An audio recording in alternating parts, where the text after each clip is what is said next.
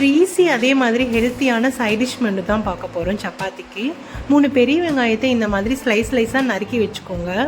அப்போ தான் உங்களுக்கு வந்து நல்லா வந்து வதங்கும்.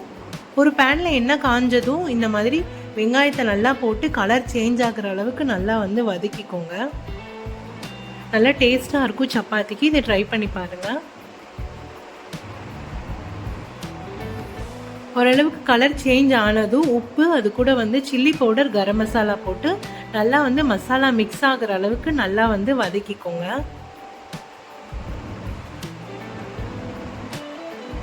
இது கூட நான் ஃபைனலாக வந்து பட்டரும் சீஸும் போட்டு நான் வந்து சப்பாத்திக்கு வந்து ரோல் பண்ணி சாப்பிட்டேன். சூப்பராக இருந்துச்சு. கண்டிப்பாக நீங்கள் வந்து ட்ரை பண்ணி பாருங்கள்.